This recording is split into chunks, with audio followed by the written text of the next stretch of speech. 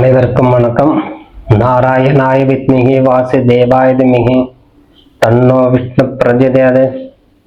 மகாகணபதியுடைய அனுகிரகத்தாலும் பாலத்தினுடைய திருவருளாலும் முருகப்பெருமான் ஆசை கொண்டு ஏகாதேசி விரதம், அதுவும் இந்த பத்மினி ஏகாதேசி பரவ வருஷம் வைகாசி மாதம் 13ஆம் தேதி 27/5/2026 வளர்பிறை ஏகாதேசி காலை 9 மணி 12 நிமிடம் வரை. அதன் பின்பு துவாதசி திதி, அஸ்தம் நட்சத்திரம் காலை 8 மணி 42 நிமிடம் வரை. அதன் பின்பு சித்திரை நட்சத்திரம். இந்த வியாதிபாத நாம யோகம் இன்று நாள் முழுவதும். பத்திரை கரணம் காலை 9 மணி 12 நிமிடம் வரை. அதன் பின்பு பவகரணம் இந்த காலை 8 மணி 42 நிமிடம் வரை மரண யோகம். அதன் பின்பு சித்த யோகம். இந்த வளர்பிறை சர்வ ஏகாதசி நேற்று, அதாவது 26ஆம் தேதி காலை 5 மணி, அதாவது அதிகாலை 5 மணி 56 நிமிடம் முதல் இன்று காலை 9 மணி 12 நிமிடம் வரை ஏகாதசி விரதம். இந்த சுப முகூர்த்த நாள் பத்மினி ஏகாதசிங்கிற பேர். முப்பிறவில் செய்த பாவம் நிவர்த்தி ஆகும். நம்முடைய சேனல் சப்ஸ்கிரைப் பண்ணுங்க, லைக் பண்ணுங்க, கமெண்ட் பண்ணுங்க, உங்களுடைய கருத்துக்களை பதிவிடுங்க நண்பர்களே. இந்த வீடியோவை தொடர்ச்சியா பார்த்து வாங்க. கடைசி நேரத்தில் கூட உங்களுக்கு நல்ல ஒரு தகவல் உங்களுக்கு கிடைக்கும். பத்மினி ஏகாதசி 3 வருடத்துக்கு ஒரு முறை வரக்கூடிய ஏகாதசி இது. ஆகவே இது அபரிவிதமான பலன் கொடுக்கும் இந்த ஏகாதசி விரதம். மற்ற ஏகாதசி மாதம் மாதம் வரும் சர்வ ஏகாதசி. இந்த பத்மினி ஏகாதசி 3 வருஷத்துக்கு ஒரு முறை நிகழக்கூடிய ஏகாதசி. அதான் முப்பிறவியில் செய்த பாவம் கூட நிவர்த்தி ஆகும் அந்த ஏகாதசி விரதம். அந்த தோஷம் நிவர்த்தி அப்படின்னு பொதுவாகவே சொல்லிட்டு வரோம். தோஷம்னா என்ன? நாம் செய்த கர்மா வினையே, வஞ்சனை, மனப்பான்மையோட வாழ்ந்து மறைந்த நம்ம மூதையர்கள் ஏமாற்றி வேண்டாம், ஏமாற்றம் வேண்டாம் அப்படின்னு சொன்னாலும் அது ஏமாற்றி இருக்கக்கூடியவர்கள்லாம் பாவமாக சேருது தான் பாவம் சொல்றோம். தோஷம்னா இதுதான். அப்போ பிறருக்கு வஞ்சனை செய்யக்கூடாது, பாவம் செய்யக்கூடாது சொல்றோம். பிறருக்கு துரோகம் செய்யக்கூடாது, பாவம் செய்யக்கூடாது சொல்றோம். ஒருத்தன் சொல்லும் போது கூட 7 ஜென்மத்துக்கு உண்டான தோஷம் உனக்கு தீராது அப்படின்னு ஒருத்தன் சொல்லும் போது அது சாஸ்திரம் படித்தவன் மட்டும் இல்லை, சாஸ்திரம் படிக்காதுன்னு சொல்ல 7 தலைமுறைக்கு உண்டான தோஷம் நீ அனுபவிக்கிறடா அப்படின்னா. அப்ப ஜென்மாந்திர சாபம், ஒருத்தன் சாபம் படும்போது சொல்ல 7 தலைமுறைக்கு தோஷம் உண்டாகட்டும். அப்ப 7 ஜென்மம் நல்லா இருப்பானா அப்படின்னு இருக்கும்போது அவர் திட்டும் போது நம்மளுக்கு தெரியும். அப்ப அவ்வளவு பாவம் நம்மகிட்ட இருந்தாதான் அந்த வார்த்தை பிறர்கிட்ட இருந்து நம்மளுக்கு கிடைக்கும். அடுத்தவன்கிட்ட இருந்து நம்மளுக்கு ஒரு வார்த்தை கிடைக்குதுன்னா நம்ம கிட்ட இருக்கக்கூடிய கர்மம் மூலமாவே அது பிறர்கிட்ட இருந்து நம்மளுக்கு அடையும். இது கண்டிப்பாக கூர்ந்து கவனிக்கணும். அவன் திட்டான், அவன் சாபம் விட்டாங்க நம்ம அடையக்கூடாது. அப்போ அடுத்தவன் திட்டுறாரு, 7 ஜென்ம சாபம் உனக்கு இருக்குது அப்படின்னு சொல்லி திட்டுறான்னா அது முறையாக இந்த ஏகாதசி விரதத்துல இருந்து, அது இந்த பத்மினி ஏகாதசி, கமலா ஏகாதசின்னு கூட சொல்லுவாங்க சில பேர்.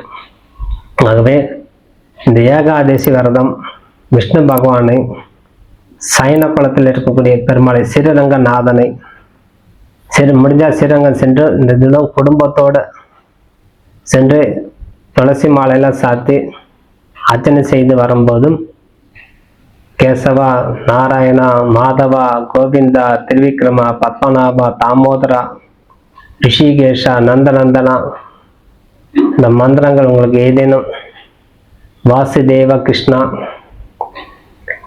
அப்படின்னா ஏதேனும் ஒன்று சொல்லிட்டு பிரதட்சணை வர உங்களை அனைத்து விதமான நன்மை நடக்கும். இந்த ஏகாதசி விரதம் இருந்து வரக்கூடிய அன்பர்களுக்கு 3 வருடத்துக்கு ஒரு முறை வரனால மோட்சம் கிடைக்கும். அப்ப பாவங்கள் நீங்கி குடும்பத்துல செல்வ செழிப்பு உண்டாகும்.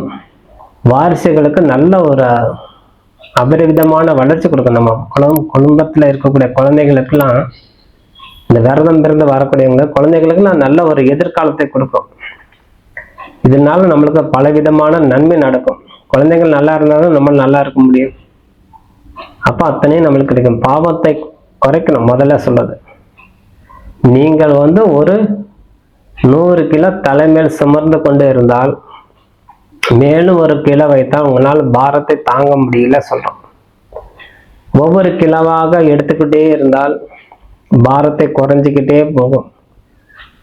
அதே போலதான் பாவங்களை ஒன்னொன்னா தான் குறைக்க முடியும், மொத்தமா குறைக்க முடியும். அப்போ இந்த மாதிரி ஏகாதசி விரதம் தவறாம இருந்து புண்ணிய பலன் வேண்டி மலை சார்ந்த பெருமாளை தரிசனம் செய்து கிடந்த கோலம், நின்ற கோலம், அமர்ந்த கோலம் சொல்லக்கூடிய 3 நிலையில இருக்கக்கூடிய பெருமாளை சேவித்து அர்ச்சனை செய்து ஒரு நாளிகை அல்லது 3 நாளிகை சொல்லக்கூடிய 1.5 மணி நேரம் அமர்ந்து நாராயண மந்திரம் ஜபம் செய்து விஷ்ணு சகஸ்ரநாமம் சொல்லி பாராயணம் செய்து அல்லது உங்களால தெரிஞ்ச ஏதேனும் ஒரு பாட்டு நல்லா பாடி அந்த பெருமாளை மகிழ்விக்குங்க.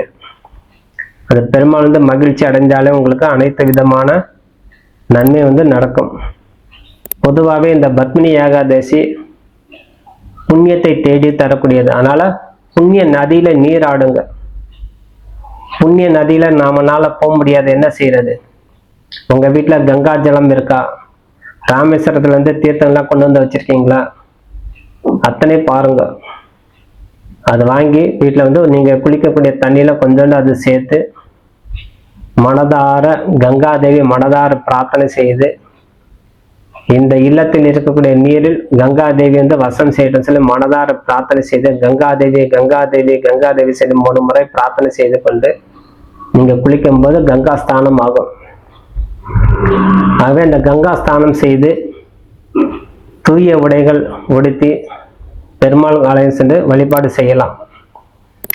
முக்கியமான கஷேத்திரத்துல போய் வழிபாடு செய்யும்போது நன்மை நடக்கும். அன்றைய தினம் உங்கள் இல்லத்துல ஏதேனும் ஒரு படையல், அன்ன படையல் விட்டு வழிபாடு செய்து கொள்ளலாம்.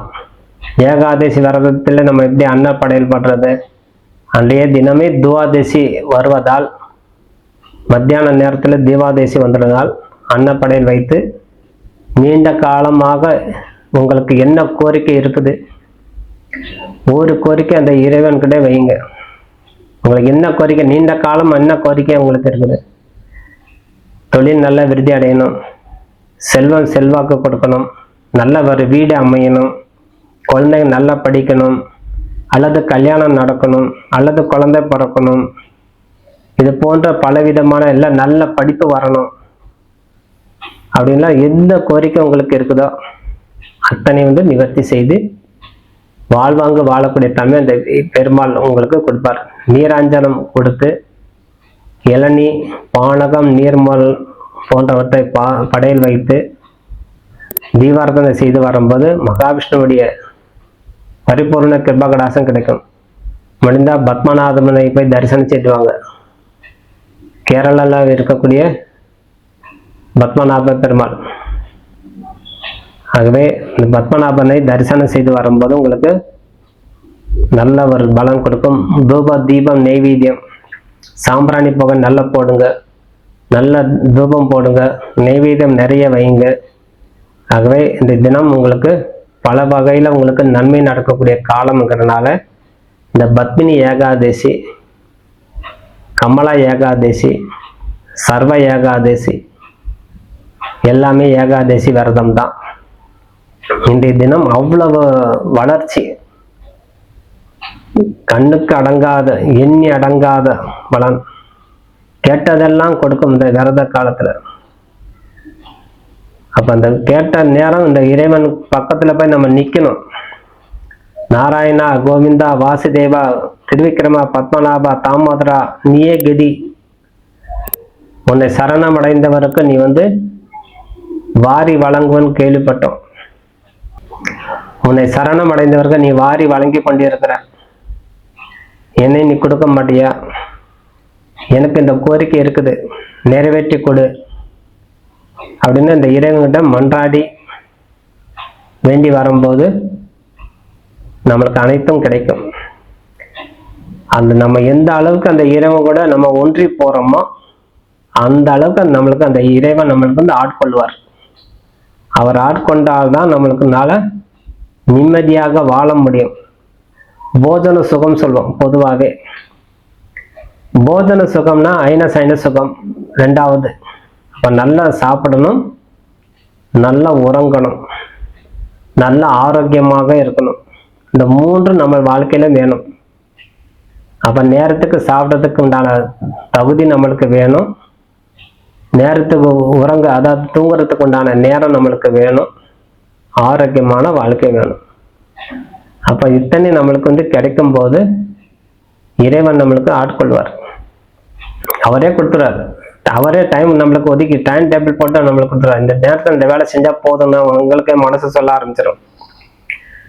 அது மேல அந்த வேலை செய்ய மாட்டீங்க, விட்டுடுங்க. சாப்பாடு நேரம் ஆயிடுச்சு, கண்டிப்பா சாப்பிடுவோம். தூங்குற நேரம் வந்துச்சு, தூங்கிடுவோம். உழைக்கிற நேரம் வந்துச்சு, வேலைக்கு போயிடலாம் அப்படிங்கிறதுல உங்களுக்கு மனசு டக்கு டக்கு டக்குன்னு சொல்ல ஆரம்பிச்சிடும். அப்ப இறைவன் நம்மளுக்கு வழி நடத்தி செல்வார். அதனால இன்றைய தினம் தவறாம பெருமாள் ஆலயம் சென்று அல்லது இல்லத்திலையும் மனதார விஷ்ணு சகஸ்ரநாமம் பூஜையெல்லாம் செய்து பெருமாளுக்கு சயன கோலத்தில் இருக்கக்கூடிய பெருமாளுக்கும், அதுதான் கிடந்த கோலம், அமர்ந்த கோலம், நின்ற கோலம் சொல்லி 3 வகையாக பிரித்து வழிபாடு செய்து வரக்கூடிய அன்பர்களுக்கு விஷ்ணு சகஸ்ரநாமம் மூலமா நம்மளுக்கு அபரிவிதமான பலன் கிடைத்து பல வகையில குடும்பத்துக்குண்டான தோஷம், முன் ஜென்மம் செய்த கொண்டியான பாவம் நிவர்த்தி ஆகணும், மகா புண்ணியம் அப்படின்னு சொல்லக்கூடிய தன்மையில நம்மளுக்கு வந்து மாற்றத்தை ஏற்படுத்தி கொடுக்கணும், குடும்பத்தில் உண்டான கஷ்டங்கள் நிவர்த்தி ஆகணும், பிள்ளைங்களுக்கு நல்ல கல்வி செல்வம் கொடுக்கணும், பிள்ளைங்களுக்கு நல்ல திருமணம் செய்து வைக்கணும் சொல்லி வேண்டி மனதார பூஜை செய்து வர உங்களுக்கு அனைத்து விதம் நன்மை கிடைக்கும் சொல்லி விடைபெறுகிறேன். நன்றி, வணக்கம்.